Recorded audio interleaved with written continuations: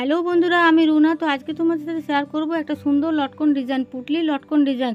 তো আমি কাপড়টাকে চৌকাওভাবে 5 ইঞ্চি বাই 5 ইঞ্চি কেটে নিয়ে মাঝ বরাবর কেটে নিলাম। কেটে নেওয়ার পর পুটলিগুলো একটার পর একটা আমি বসিয়ে সেলাইটা করব।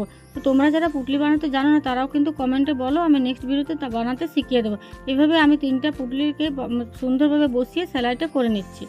তো আমার ভিডিওতে তোমরা যারা নতুন এসেছো তারা কিন্তু চ্যানেলটাকে সাবস্ক্রাইব করে না, এরকম নতুন নতুন লটকন ডিজাইন এবং টেলারিং টিপস তোমরা কিন্তু পেয়ে যাবে। তারপর আমি বাড়তি অংশটা কেটে নিয়ে পরিষ্কার করে নিলাম। তারপর বাকি যে খণ্ডটা ছিল তার উপর চাপিয়ে সেলাইটা করে নিচ্ছি।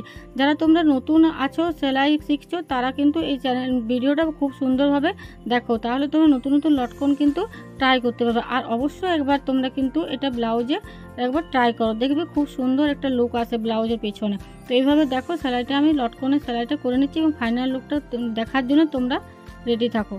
তো যদি ডিজাইনটা ভালো লাগে অবশ্যই একটা লাইক করে দিও আর কমেন্টে জানাও কেমন লাগলো। দেখো ফাইনাল লুকটা খুব সুন্দর একটা, এইভাবে 3টে 4টে যখন লটকনগুলো দিবে না তখন কিন্তু দারুণ লাগবে। তো সেমভাবে আমি আরেকটা কাপড়কে মাঝ বরাবর কেটে নিয়ে পুটলিগুলো বসিয়ে নিই। যারা প্রথমে লটকনটা দেখতে অসুবিধা হয়েছে তারা কিন্তু এবারটা দেখে নাও।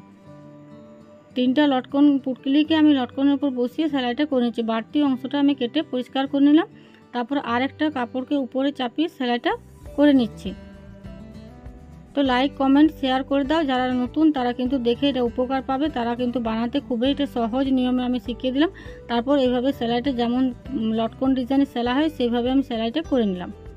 তো 2টা 3টা এইভাবে যদি তোমরা থোকা থোকা লটকনটা করো না তাহলে দারুণ লাগবে। তো দেখা হচ্ছে নেক্সট ভিডিওতে। তোমরা ভালো থেকো, সুস্থ থেকো, টাটা, বাই।